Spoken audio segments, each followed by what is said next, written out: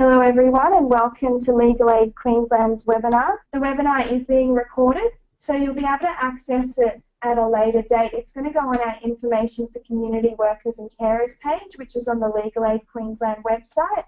If you haven't had a chance to look at that page yet, please do after the webinar, because there's a lot of information that's useful for community workers there. Okay, and I've got you all to raise your hand already to test the technology, so thank you for that.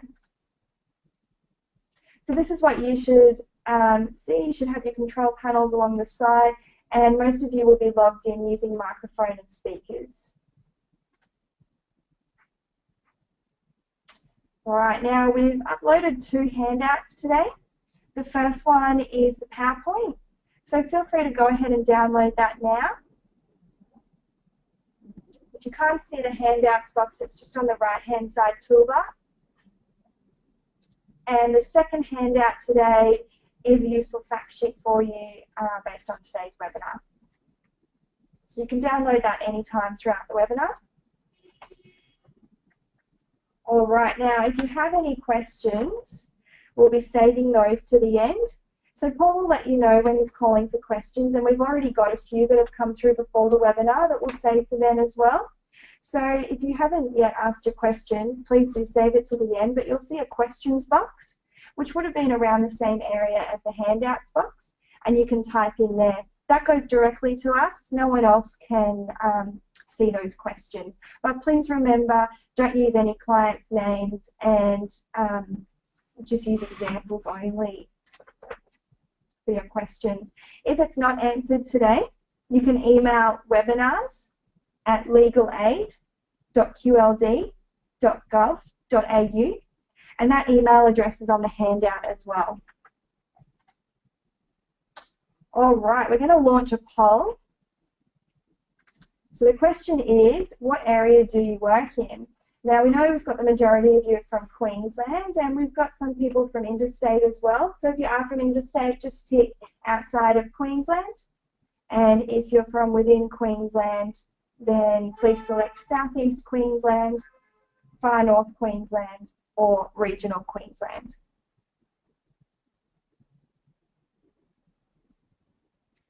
And I can see that we've got some responses already. Thank you.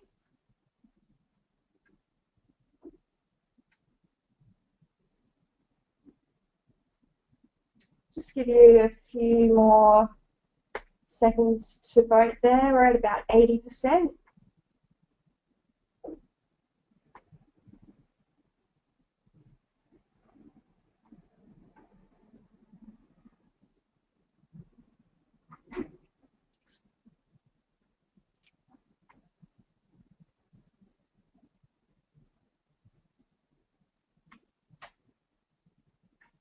All right, we'll close the poll there. So I'm just going to share that on your screen now.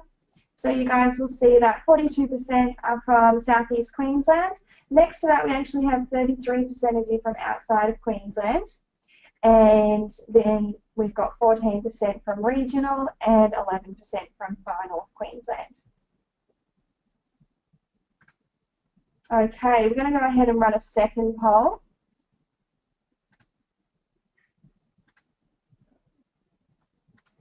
We're just wondering how much you guys know about Legal Aid Queensland already. So if you don't live in Queensland, then feel free to select 2 options. The first option is down the bottom there, not in Queensland, and then let us know if you have a high, good, limited, or no knowledge of us. And for everyone else, just tick the 1 box, please. So that's just launched now.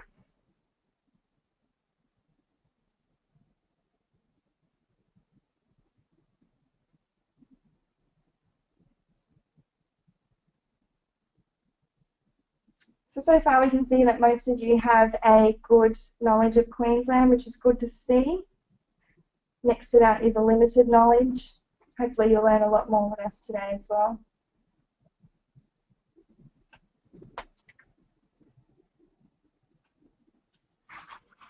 Okay, so we'll close that there and share the results on screen again.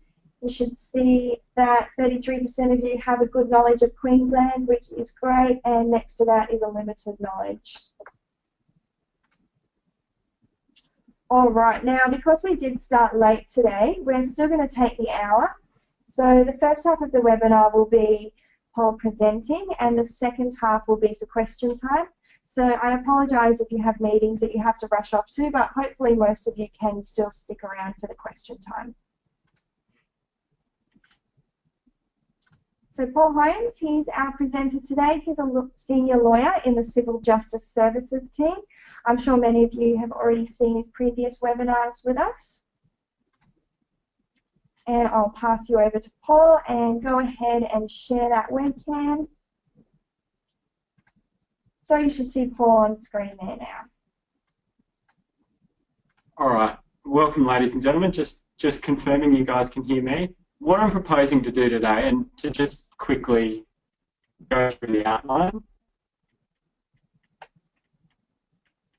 is just go through what I consider the basics around going through payday lending, and what we need to look at are the sort of things around what I think are most important for you guys as community workers when it comes to outlining payday lending. So I don't propose to spend much time just going through the outline. I want to dive straight in for you. Now, the first thing I want to say is most of this law is national legislation, National Consumer Credit Protection Act, and within that, the National Credit Code. The only thing I would say, given we've got some interstate people on the line, is just be careful about the rules people can use to enforce debts, because they vary from state to state and are often enforced in state courts. So if you're in a different state and have questions about that enforcement type procedure in your state, I'd recommend you contact your local legal aid commissioner or your local community legal centre, or in some states there are specific consumer credit legal centres. So if you need contact details about any of those, please feel free to shoot us through an email and we can put you in touch with the right people. The other thing I would say is, if given the late start, if you do have to leave early and have questions I haven't got to, I'd also recommend you shoot us an email. We can just reply to those on the email in due course. All right, now the first thing I wanted to talk about is what are we talking about in this space? And on that slide you can see there's really four categories. One being payday loans, which used to be loans between paydays, so 15 days or less. Happily, from my perspective, those loans are now banned under the legislation. Next, beyond that, are small amount credit loans, which are loans of between 16 days and a year. And people who make those loans are allowed to charge a 20% establishment fee and 4% a month on those loans.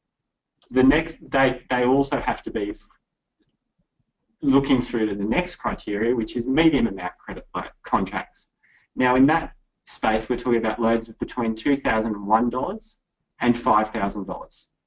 And they're allowed to charge a $400 establishment fee and 48% interest rate. And for loans above $5,000, they're allowed to charge a flat 48% and flat 48% interest rate.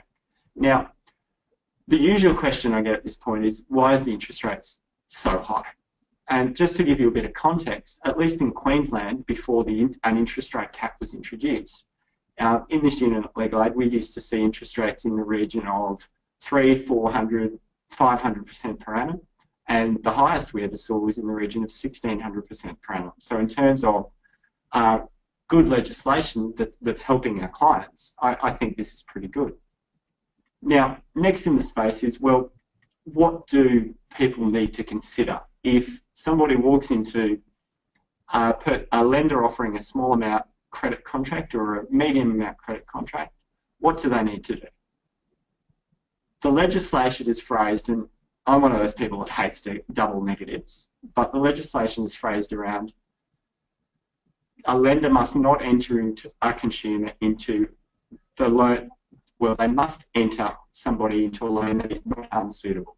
It's not that they have to enter into somebody to the most suitable loan, it's whether it's not unsuitable in their circumstances, and it recognises the idea that there may be more than one product that a person could legitimately enter into. Now, in doing that, they have to make a number of inquiries. One is, they actually have to look at a person's financial situation and make reasonable inquiries about that. And I'll go into a bit more depth about that very shortly. But that looks at the idea of that there's actually some requirement now on lenders to have a look at the person's expenses, and their income, and actually have a good think about, well, could this person actually afford the loan? And I think that's really important. And the second thing they have to do is make reasonable inquiries about a person's requirements and objectives in seeking the loan. And that's shaped around the idea that that's an important consideration in determining whether a product is not unsuitable. And then thirdly, and in particular in the small amount credit contract space, they have to take reasonable steps to verify that consumer's financial situation.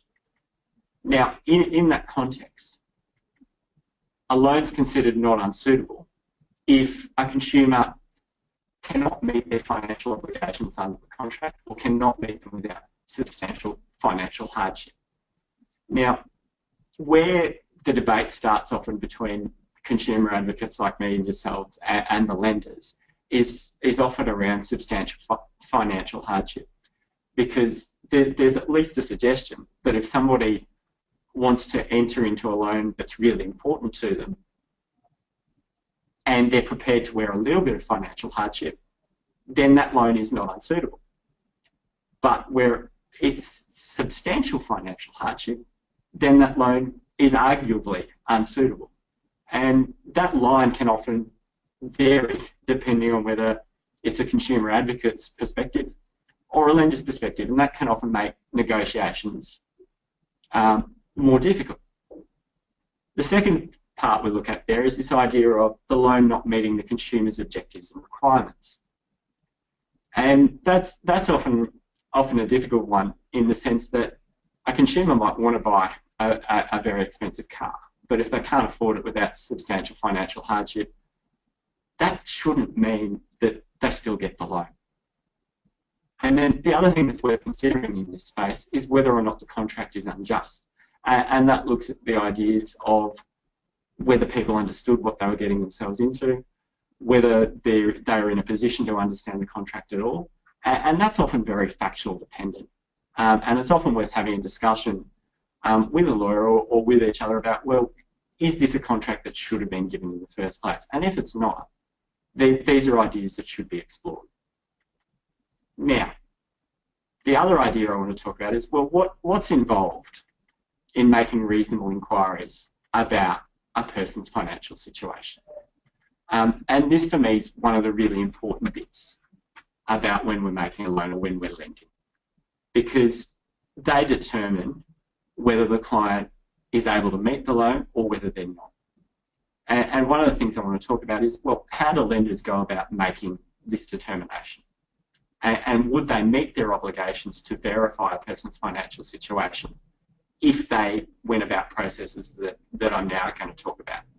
And one is, do you reckon they can meet an obligation to take reasonable steps to verify, and the important bit here is an individual consumer's financial situation, by using a benchmark? And one of the classics I've seen previously is they might apply the Henderson Poverty Index, which is an index that looks at what's the bare minimum somebody needs to survive. And do you know what's really dangerous about that? That, for me, that treats everybody the same. And that's not the ideal situation when we're talking about making assessment about a person's individual circumstances.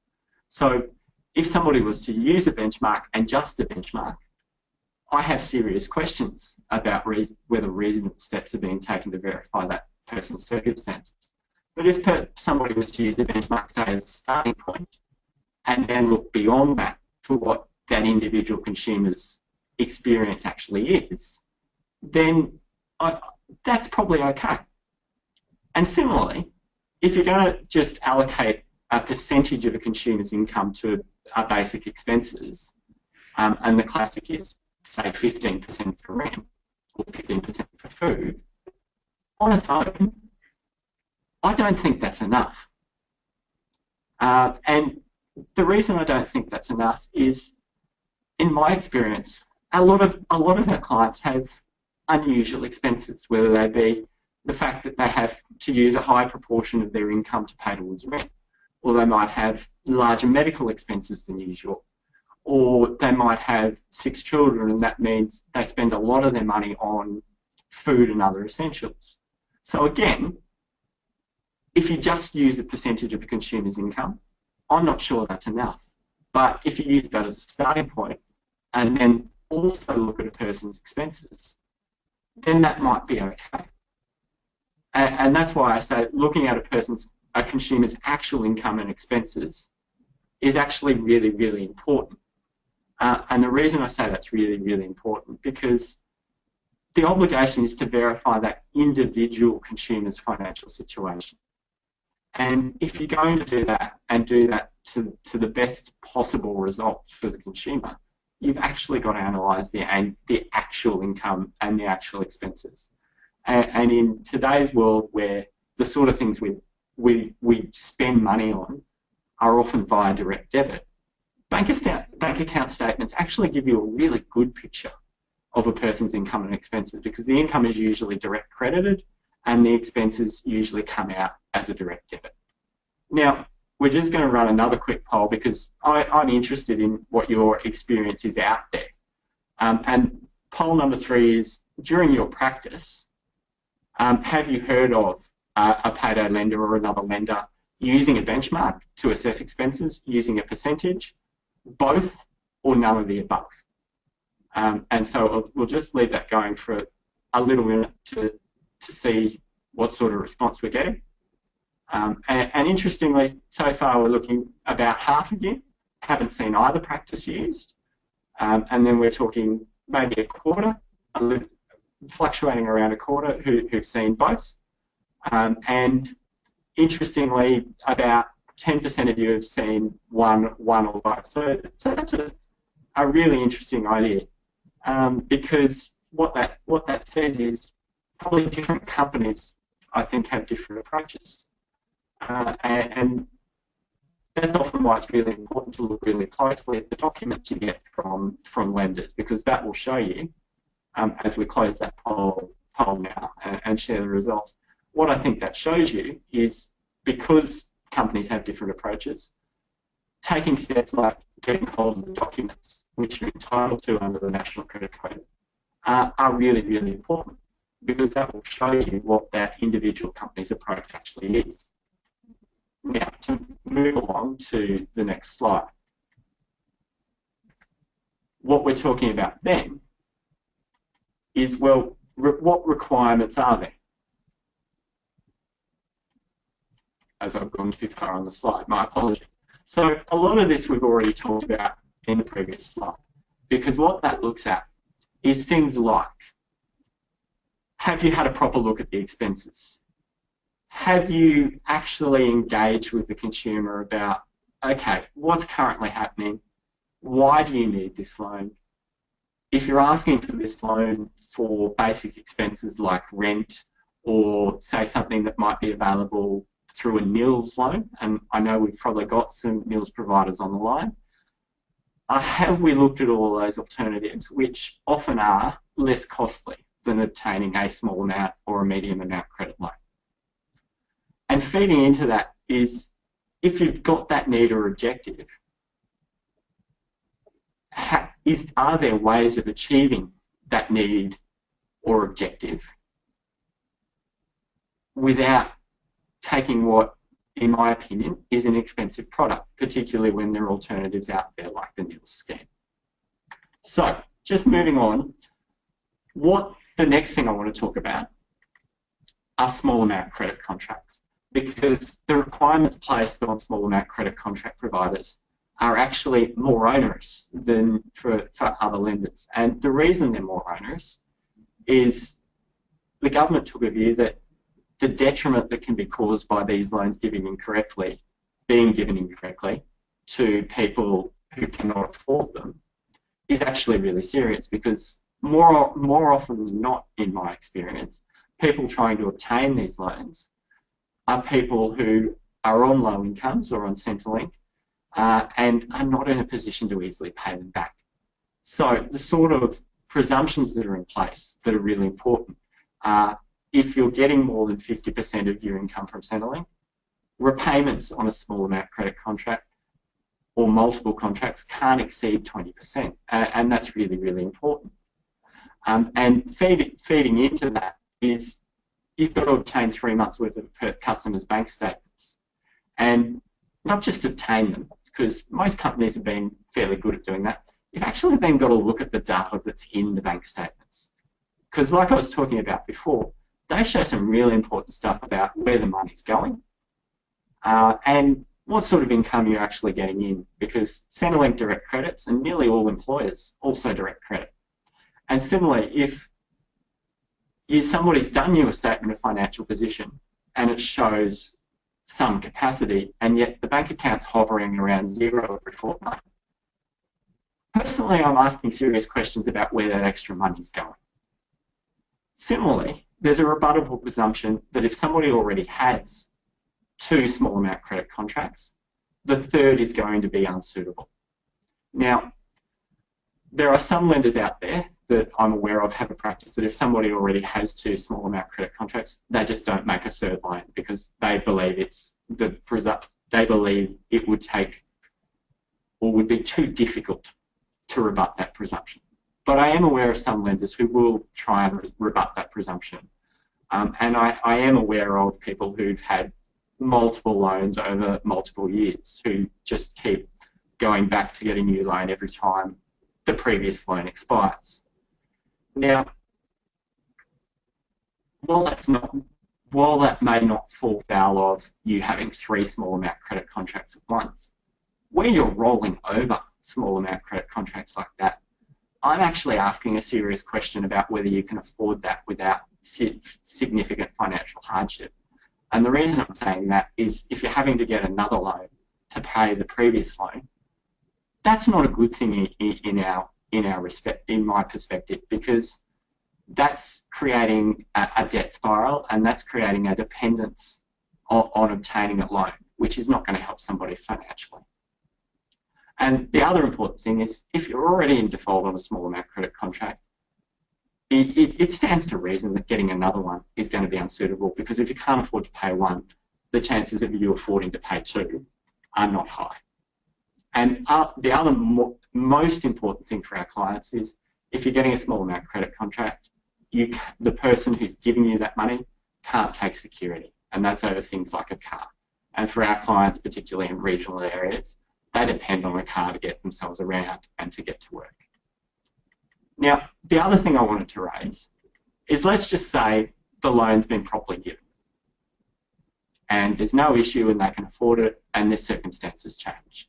It's really important, I think, in that context to remember that what we have is we can still ask for hardship, because when the loan was given and the assessment was done properly, that's fine.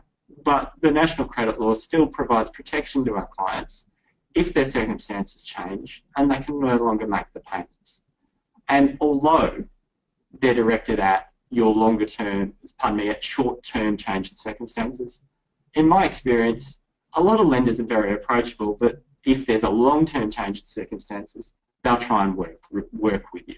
So at least starting point is to at least engage around hardship, even if the loan has been properly given in the first place. Now, the other really important thing I think that's worth to discuss is, let's say the legislation has in fact been breached. What's the sort of stuff we can ask for?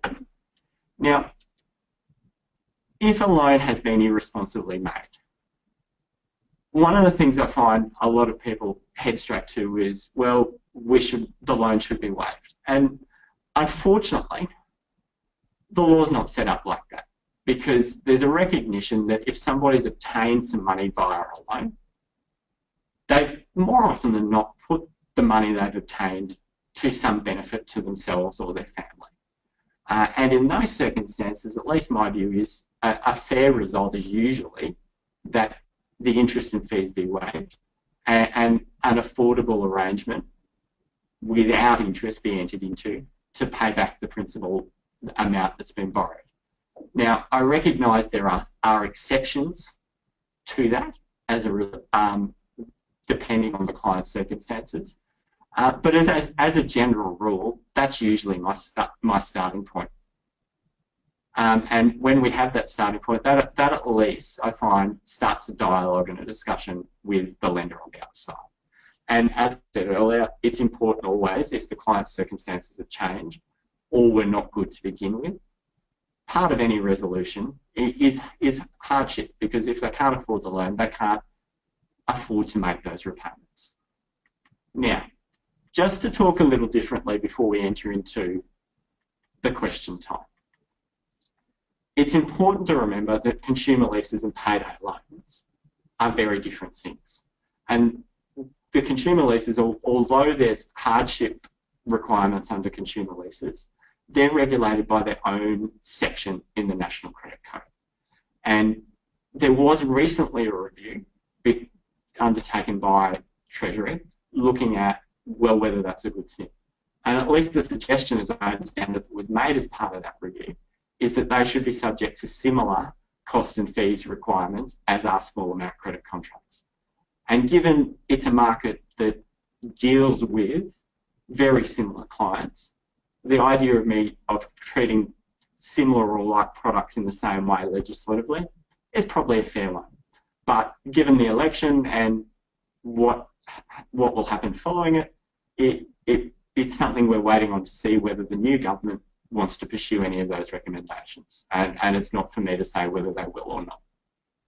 And then finally, the other thing I want to just quickly do is just check in to make sure in this final poll for today, how aware were we? Did you know consumer leases are regulated differently to the way small amount loans were regulated? And with the obvious caveat, with the exception of the hardship requirements. So we're just going to run that poll very quickly.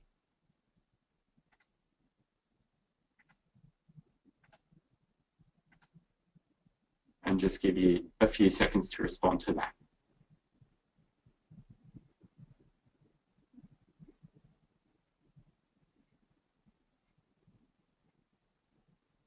And what's really interesting to me about those early results is nearly half of you weren't aware of that difference, and it's probably something that isn't very well publicised by the consumer lease companies, because I think we all assume that because they're very similar products, they're likely to be regulated in the same way. And so, as we just share that poll, that's probably worth remembering that for whatever reason, sometimes the legislation doesn't treat like products in the same way. And it's really important to remember that and always check, because sometimes you get pleasant surprises about how they're regulated and their regulation which helps the consumer. Now, just moving to the final issue before we talk about questions. And this is one of those circumstances where how it's regulated differs between state to state. Now, pawnbrokers are where people might, for those, most of you are going to know this already, but pawnbrokers are where our clients take a good of theirs into the pawnbroker. They get money by leaving that good as security, and they can only redeem that good by paying the pledge amount. And what often happens is our clients, once they've pledged the goods, are unable to afford to redeem the pawned good. Now, the resolution that the company is able to take in those circumstances is very different. And their resolution is they're then allowed to sell the good. And that's regulated in Queensland by the Second-Hand Dealers and Pawnbrokers Act.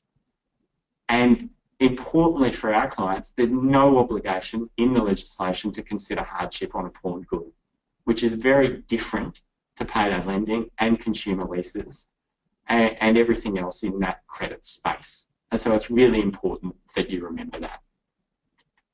Now, finally, for those in Queensland, for those of you who may not have dealt with us before, we have a consumer protection unit that provides advice on credit and debt, so all of these issues.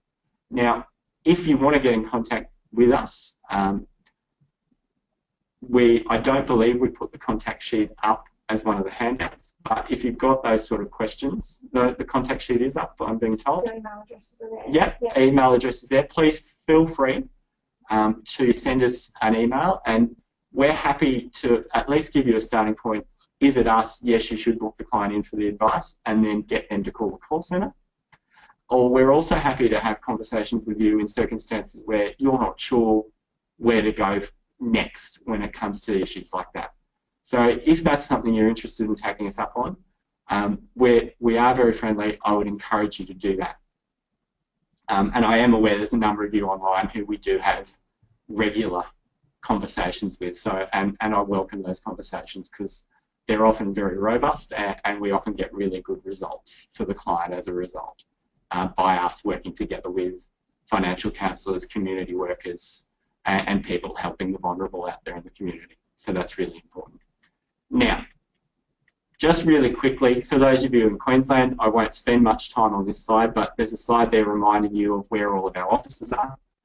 It's important to remember that we do a lot of phone advice, so if clients are not in any of those areas, we can still link you in for link them in for legal advice about all of those issues.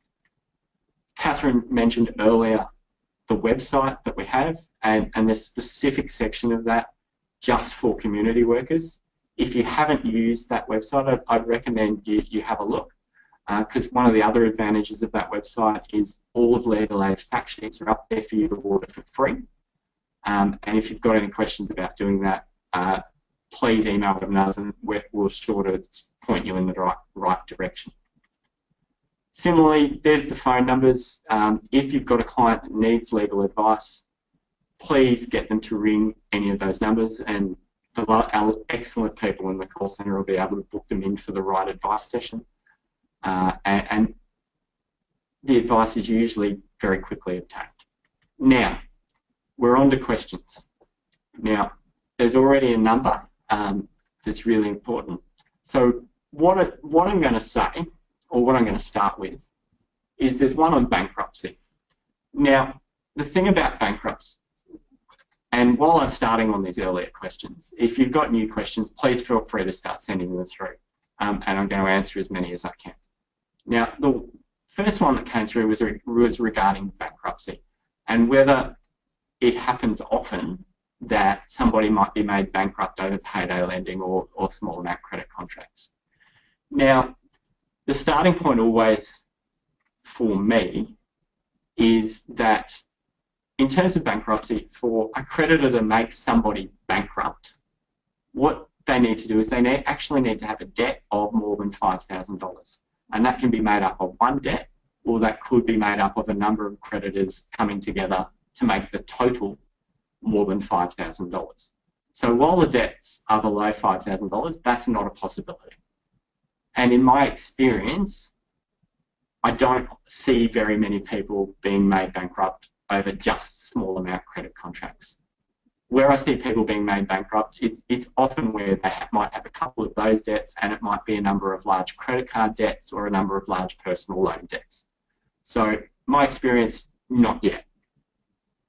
Other issues, and this is one we touched on earlier, and it's the idea of multiple loans.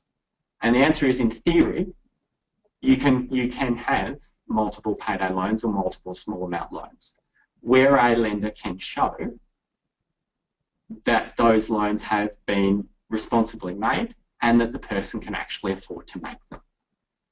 If they can do that and rebut that presumption I talked about earlier, then that's legitimate. My experience, though, is that's not something that's usually people are able to show. And the other variation on that is a lender will often say, well, I didn't know about the earlier loans. Now, that goes back to the 3 months worth of bank statements that I talked about earlier.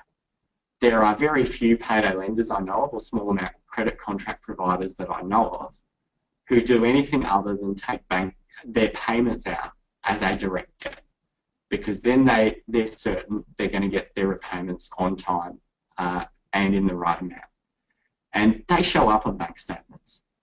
So I don't accept personally the argument that subsequent lenders should not know or can't know about the earlier loans. The only caveat I put on that is the circumstances where they might have taken out the loan the day before and the payment hasn't come out. And even then, there's still a requirement to assess whether they can do it responsibly.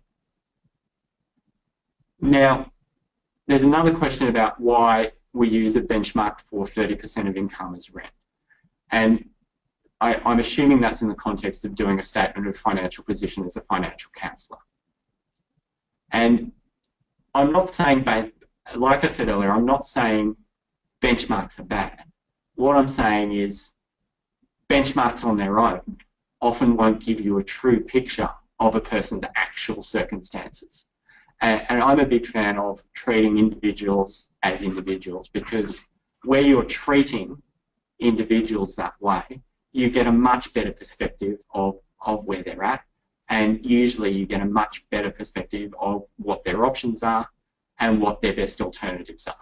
So in those circumstances, it's not that I say it's not that I say benchmarks are bad, it's that I say benchmarks, if you're going to use them, should be used in conjunction with having a proper look at what that person's individual circumstances are.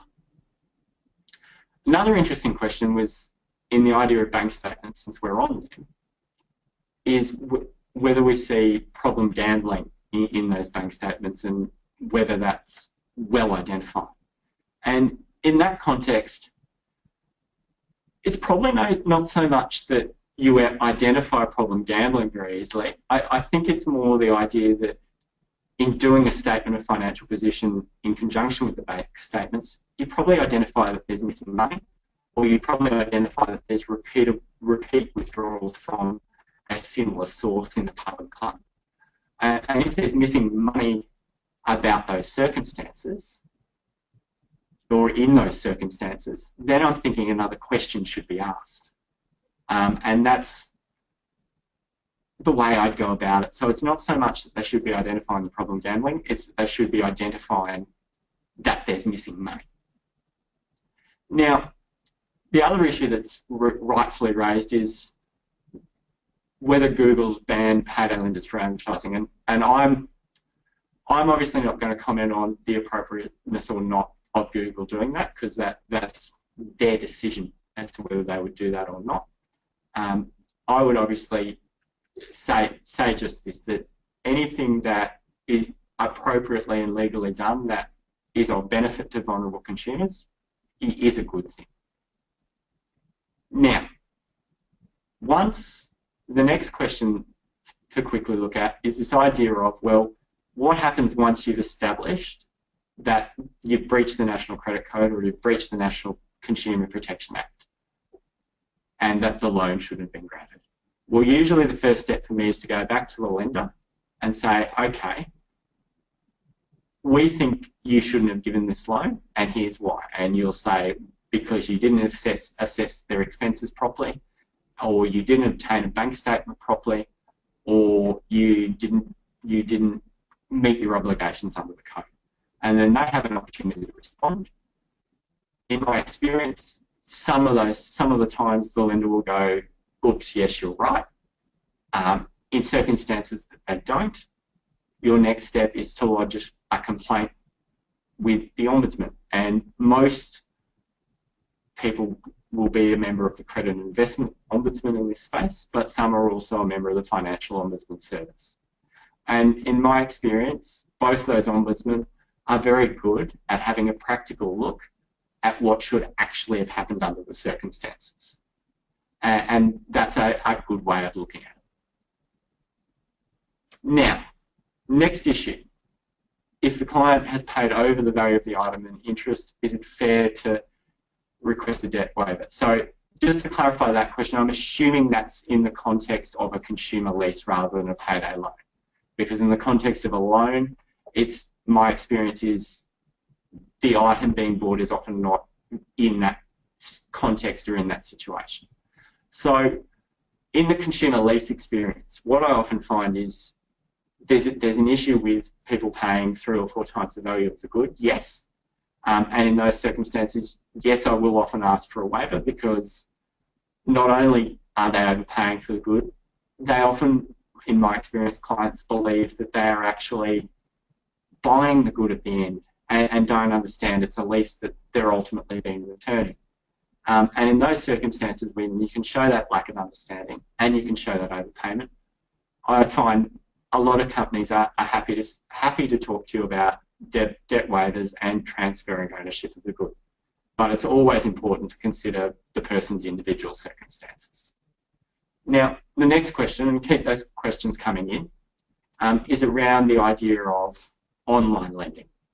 And in the age of technology that we currently have, I'm sure we've all seen the ads where you can get a response very quickly on your mobile phone, or you can get a response very quickly when you jump online. And that's fine. You can get a response within 24 hours or sometimes quicker.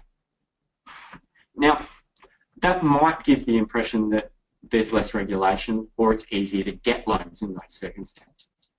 And to be honest, in my experience, that's certainly not the case, because online lenders, if they're lending into Australia, are subject to exactly the same requirements as shop fronts or storefronts when it comes to assessing a person's income and expenses, assessing whether or not that loan is not unsuitable, and then making a sensible decision about whether or not that person can make those repayments without substantial hardship. And in those circumstances, it's really important to remember that just because it appears easier to get doesn't mean there's any less requirements on those lenders.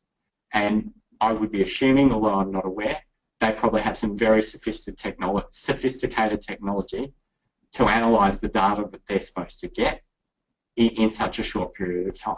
Because if they're not analysing the data properly, then they're on the hook in exactly the same way as any shopfront who's making a loan and not analysing the bank statements or not meeting the presumptions against the loan being unsuitable or granting a third or fourth small amount loan when a client already has 2, 3, or in some cases more. So it's always really, really important to remember that. Now, important to keep those questions coming through.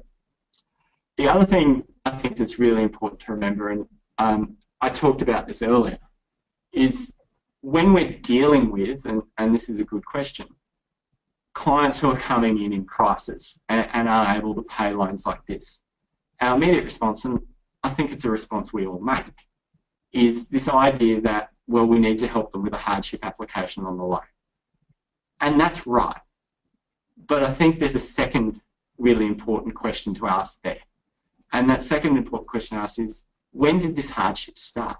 Because if the hardship started almost immediately after they got the loan, then I'm asking a question about whether that loan was responsibly made in the first place.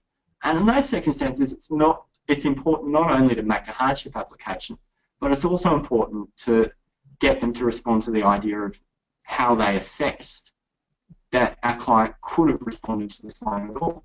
And I think that's really, really important to remember that. Because if we're not doing both of those things, we can be doing our clients a disservice, because, as I said earlier, the consequence of an irresponsible loan is that amount of money that they're required to pay back are being reduced. Now, another question coming through that I'll just quickly deal with is this idea of, well, how should casual income be treated and the fluctuations that occur in those circumstances. And this can be difficult because I'm sure you guys have all seen the increasing casualisation of the workforce out there. And you'll see people who have been in a casual position for 4 or 5 years earning very similar amounts of money across each fortnight. And in those circumstances, there's an argument to say that there's at least a consistency of income that you can make the loan on. But if the person's been in a casual role for a month or two, then I'm less comfortable with the idea that you've got consistent evidence about that person's income. And where you don't have that consistent evidence about the income, I think it's dangerous to assume that that casual income is going to continue to increase. Another really good question is this idea around extending loans, whereby you might pay a big repayment up front for the first 6 months of the loan and smaller repayments for the last 6 months. And the consequence of that is what it allows is that 4% monthly interest fee and that 20 to be charged for more months. Now, and I know there are many, I know there are many in the industry whose view on this to me is different, and so there's been the odd robust discussion on this. I would question whether it is in a client's interest, if they can afford to make the higher repayments for the first 6 months. I'm wanting evidence of, well, for what purpose do they suddenly want to reduce the repayments so that they can continue to have a loan on foot? In most circumstances, in my view, it's always going to be in an individual consumer's interests to pay that loan off as quickly as possible, because that means less interest, less fees, and if they successfully paid that loan off, that's often good evidence that that person might actually be able to get a new loan from another provider or a new loan in other circumstances. Now, linked to that is this idea of, well, does a payday lender have to cite the bank statements at every loan? And my view is, I don't think, or I don't accept the idea that just because somebody's been a good payer in the past of payday loans, that necessarily means their current circumstances or their current statements means that this new loan is something they can afford to repay. Particularly given, as we were talking about earlier, issues around employment situation isn't great at the moment. There's the casualisation of the workforce. People's circumstances do regularly change. And if they do, and that person hasn't, or that lender hasn't got up-to-date bank statements, or the last bank statements were 6 months ago, 9 months ago, 12 months ago, I think that's a problem. Because you're running the risk, if you're the lender, of those circumstances changing. And where they do, I don't think you're meeting your responsible lending requirements to assess that person's individual circumstances, because the evidence would have shown those circumstances have changed. Now, another difficult question is around what to do with child maintenance. And in terms of what to do with child maintenance, one of the queries I have about how you deal with that is often child maintenance questions or payments aren't consistent. And because people have difficulty making those payments on time, or in some cases just don't make them. So I think it's dangerous in those circumstances to rely on those payments being made, or assuming those payments will continue to be made. Now, in those circumstances, I would be reluctant to have that discussion, or to assume that I could rely on those payments being made in order to assess whether somebody can properly repay. Now, we've probably got maybe about 5 minutes to go, so if you've got any final questions, I'd encourage you to put those in now.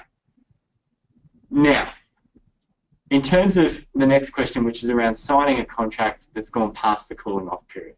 Now, that's often an issue in Australian consumer law, and there are specific requirements whereby that cooling off period could be extended to 3 to 6 months. And now, I don't propose to go into that now because it's a little more involved. But if you've got a specific question, or maybe with some specific facts and you've asked in that context that you wanted to talk about, I'm happy to respond to a more detailed email if you want to send that through to me. Now, similarly, the next question we're dealing with is around an indefinite lease and the fact that the person's paid an awful lot of money over that time. Now, I have a serious question about if that person wasn't aware that we had that lease was going to go and continue to renew itself almost. I'm asking questions about, okay, what are we leasing? Because if it's a good that has a shelf life of 2 or maybe 2 years and is now redundant, and she's still leasing that on an indefinite lease 4 or 5 years later, I'm seriously questioning whether that's a fair contract or a just contract. And I'm starting to think in terms of, well, are there unfair terms here about it? Was that contract properly explained? And again, that's probably a definite discussion I'd like to take offline if you want to send me some more details or continue that discussion. Because that's going to very much depend on what's in the contractual term itself. Now, in terms of asking for a debt waiver and the person responding about failing the loan. Now, I always get worried when a creditor or a lender talks about failing something, because I tend to equate that with default. Now, I could be wrong about that, but when I hear fail, I think default, and I think that's really, really dangerous. The question I guess to ask there is, is there a risk that if you go back and ask for confirmation that's being waived, what potential consequences are there? And I tend to think it's worth confirming that that means you've waived the debt, because if they're thinking failing the debt means default and they're continuing, that's got a bad consequence to the client, and they're going to do that regardless of how you interpreted fail the loan. If they haven't waived the loan, there's no harm in confirming that answer. And there's no harm in asking that question for your peace of mind and your client's own peace of mind. All right. In terms of final questions, I think it's probably a good point there to leave it off there. There's one final question that's come in is around the idea of still being able to buy at the store involved but not get loans. So to me that sounds like default regarding failing the loan, because if they can't get the loan, rather than defaulting them, what they might have put them on is a no-lend list. So it's probably in that circumstance worth confirming that there was no default listing made, and it was just an internal decision not to give them any further loan. Now, so in closing, Paul, just one last question. Yeah. Do you want to let the audience know, if they were to take something away today, what would be the most important piece of information that they can take with them? Okay. I think in closing, I'd probably say two things about takeaways. One is the earlier point I talked about around looking at both hardship and irresponsible loans, because the crisis that we often see our clients in is really easy to focus on just the hardship, when focusing on the hardship and the irresponsible loans allow you to often get a better result for the client. And the second thing I ask you to take away is keep an eye out for the use of these benchmarks and these percentages that we were talking about. Because although I don't think they're wrong or bad, I think they should be used in conjunction with other things, such as looking at the person's individual circumstances and focusing on those. So they'd be my two big takeaways. So can I thank you guys very much for your involvement with questions today, and for your unbelievable patience as we battled our technical difficulties this morning. I reiterate what we both said earlier, which is that if there's questions that we didn't get to or missed by mistake, or you think of questions later about these topics that you want to talk to us about, please send us an email, and we're happy to provide you an individualised response to all of those. There's a survey at the end. I'll just pass you back to Catherine to explain that. Thanks, Paul. I just want to thank you as well, Paul, for your great presentation today. It was very interesting, and thank you to our audience for sticking around through those technical difficulties. The webinar will be recorded, so if you know of anyone who had to head off early, just let them know that it will be available on our Information for Community Workers webpage, which Paul mentioned earlier. And as Paul said, please download the handouts. So if you did miss the start, the handouts section is in the right-hand side toolbar. There's two there. If you quickly download those now, that's got all the contact details and the PowerPoint slides for you. And Paul mentioned that there is a survey, and that's created by us. It helps us to determine which webinars to present to you and which topics are most in demand. So if you can take about 5 minutes to answer that for us, that would be great. We've got a scale of 1 to 5, 5 being the highest, which is written on those questions there. All right, well, thank you very much, everyone, and we hope to see you at our next webinar.